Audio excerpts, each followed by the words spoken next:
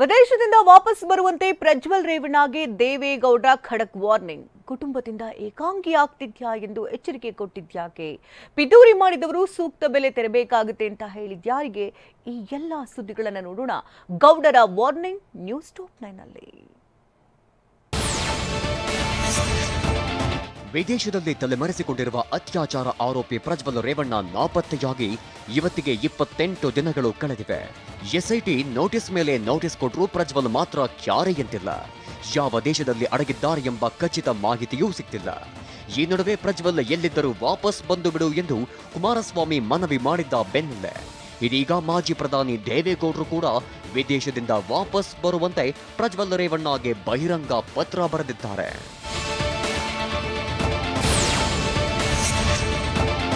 ಪ್ರಜ್ವಲ್ ರೇವಣ್ಣಗೆ ಎಚ್ಚರಿಕೆಯ ಬಹಿರಂಗ ಪತ್ರ ಬರೆದಿರುವ ದೇವೇಗೌಡರು ಕೂಡಲೇ ವಾಪಸ್ ಬೆಂಗಳೂರಿಗೆ ಬರುವಂತೆ ಮೊಮ್ಮಗನಿಗೆ ಖಡಕ್ ಸಂದೇಶ ರವಾನಿಸಿದ್ದಾರೆ. ಪ್ರಜ್ವಲ್ ರೇವಣ್ಣ, ನೀನು ಎಲ್ಲ ಎದುರು ಬಂದು ಪೊಲೀಸರ ಮುಂದೆ ಶರಣಾಗು.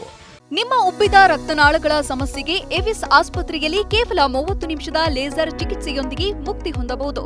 ಹೆಚ್ಚಿನ ವಿವರಗಳಿಗಾಗಿ ಸಂಪರ್ಕಿಸಿ 8088837300. ವಿಚಾರಣೆಯನ್ನ ಎದುರಿಸು, ಯಾವುದೇ ಮುಲಾಜಿಲ್ಲದೆ ಬಂದು ಶರಣಾಗು ಎಂದು ಪತ್ರದಲ್ಲಿ ದೇವೇಗೌಡರು ಉಲ್ಲೇಖಿಸಿದ್ದಾರೆ.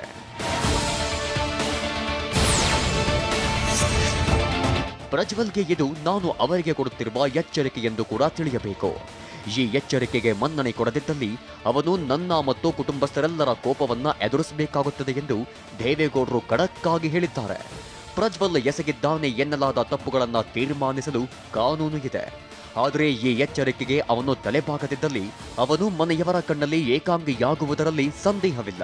ನನ್ನ ಬಗ್ಗೆ ಅವನಿಗೆ ಏನಾದರೂ ಗೌರವವಿದ್ದಲ್ಲಿ ಅವನು ಕೂಡಲೇ ಹಿಂದಿರುಗಿ ಬರಬೇಕು ಎಂದಿದ್ದಾರೆ.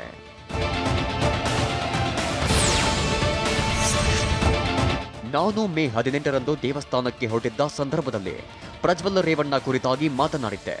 ಆತ ನನಗೆ, ನನ್ನ ಕುಟುಂಬಕ್ಕೆ, ನನ್ನ ಸಹೋದ್ಯೋಗಿಗಳಿಗೆ, ಸ್ನೇಹಿತರಿಗೆ ಮತ್ತು ನನ್ನ ಪಕ್ಷದ ಕಾರ್ಯಕರ್ತರಿಗೆ ತಂದೊಡ್ಡಿರುವ ಆಘಾತ ಮತ್ತು ನೋವಿನಿಂದ ಹೊರಬಂದು ಮಾತನಾಡಲು ಕೊಂಚ ಸಮಯ ಹಿಡಿಯಿತು.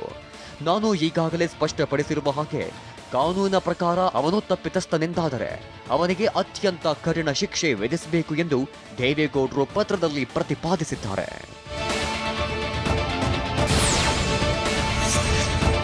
ಕೆಲವು ವಾರಗಳಿಂದ ಜನರು ನನ್ನ ಮತ್ತು ನನ್ನ ಕುಟುಂಬದವರ ಕುರಿತಾಗಿ ಅತ್ಯಂತ ಅವಹೇಳನಕಾರಿಯಾಗಿ ಮಾತನಾಡಿದ್ದಾರೆ.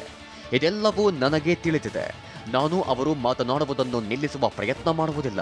ನಾನು ಅವರನ್ನು ಟೀಕೆ ಮಾಡಲು ಹೋಗುವುದಿಲ್ಲ ಎಂದು ಪರೋಕ್ಷವಾಗಿ ಕಾಂಗ್ರೆಸ್ ನಾಯಕರ ವಿರುದ್ಧ ಪತ್ರದಲ್ಲಿ ದೇವೇಗೌಡರು ಅಸಮಾಧಾನ ಹೊರಹಾಕಿದ್ದಾರೆ.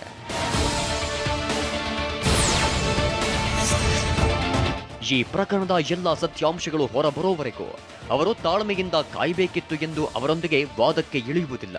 ಪ್ರಜ್ವಲ್ನ ಚಟುವಟಿಕೆಗಳ ಬಗ್ಗೆ ನನಗೆ ಯಾವುದೇ ಮಾಹಿತಿ ಇರಲಿಲ್ಲ. ಹೀಗಂತ ನಾನು ಅವರಿಗೆ ಮನವರಿಕೆ ಮಾಡಿಕೊಡಲು ಸಾಧ್ಯವಿಲ್ಲ ಎಂದು ದೇವೇಗೌಡರು ಪತ್ರದಲ್ಲಿ ಹೇಳಿದ್ದಾರೆ. ಪ್ರಜ್ವಲ್ನನ್ನ ರಕ್ಷಿಸುವ ಯಾವುದೇ ಇರಾದೆಯೂ ನನಗಿಲ್ಲ ಎಂದು ದೇವೇಗೌಡರು ಹೇಳಿದ್ದಾರೆ.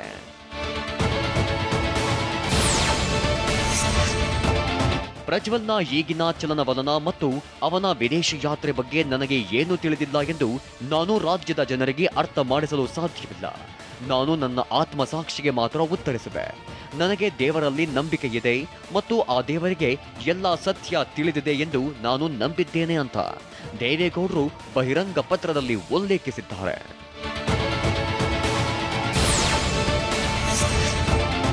ನಾನು ಈಚಿನ ದಿನಗಳಲ್ಲಿ ನಡೆದಿರುವ ರಾಜಕೀಯ ಪಿತೂರಿಗಳು, ಚಿತಾವಣೆಗಳು, ಉತ್ಪ್ರೇಕ್ಷೆಗಳು ಮತ್ತು ಮಿಥ್ಯಾರೋಪಗಳ ಬಗ್ಗೆ ಈಗ ವಿಶ್ಲೇಷಣೆ ಮಾಡಲು ಹೋಗುವುದಿಲ್ಲ ಎಂದು ದೇವೇಗೌಡರು ಪತ್ರದಲ್ಲಿ ಉಲ್ಲೇಖಿಸಿದ್ದಾರೆ. ಅವುಗಳನ್ನ ಮಾಡಿದವರು ದೇವರಿಗೆ ಉತ್ತರಿಸಬೇಕಾಗುತ್ತದೆ ಮತ್ತು ತಾವು ಎಸಗಿದ ಕೃತ್ಯಗಳಿಗೆ ಸೂಕ್ತ ಬೆಲೆ ತೆರಬೇಕಾಗುತ್ತದೆ ಎಂದು ನಂಬಿದ್ದೇನೆ.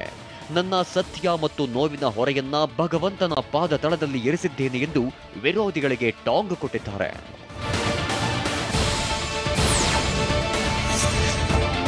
ನಾನಾಗಲಿ ನನ್ನ ಕುಟುಂಬದವರಾಗಲಿ ಪ್ರಜ್ವಲ್ ರೇವಣ್ಣ ಪ್ರಕರಣದ ತನಿಖೆಯಲ್ಲಿ ಹಸ್ತಕ್ಷೇಪ ಮಾಡುವುದಿಲ್ಲ ಎಂದು ದೇವೇಗೌಡರು ಪತ್ರದಲ್ಲಿ ಉಲ್ಲೇಖಿಸಿದ್ದಾರೆ. ಅವನು ಎಸಗಿದ್ದಾನೆ ಎನ್ನಲಾದ ಕೃತ್ಯಗಳು ಮತ್ತು ತಪ್ಪುಗಳಿಂದ ನೊಂದಿರುವ, ಅನ್ಯಾಯಕ್ಕೆ ಒಳಗಾಗಿರುವ ಎಲ್ಲರಿಗೂ ನ್ಯಾಯ ಸಿಗುವುದಷ್ಟೇ ನನಗೆ ಮುಖ್ಯ. ಜನರ ವಿಶ್ವಾಸವನ್ನ ಮರಳಿ ಪಡೆಯುವುದಷ್ಟೇ ನನ್ನ ಗುರಿ. 6 ದಶಕಗಳ ಕಾಲದ ನನ್ನ ರಾಜಕೀಯ ಜೀವನದುದ್ದಕ್ಕೂ ಜನರು ನನ್ನ ಜೊತೆಗೆ ನಿಂತಿದ್ದಾರೆ. ಅವರಿಗೆ ನಾನು ಸದಾಋಣಿ ಮತ್ತು ನಾನು ಬದುಕಿರುವವರೆಗೂ ಅವರ ಹಿತದ ವಿರುದ್ಧ ನಡೆದುಕೊಳ್ಳೋದಿಲ್ಲ ಎಂದು ಪತ್ರದಲ್ಲಿ ದೇವೇಗೌಡರು ಹೇಳಿದ್ದಾರೆ.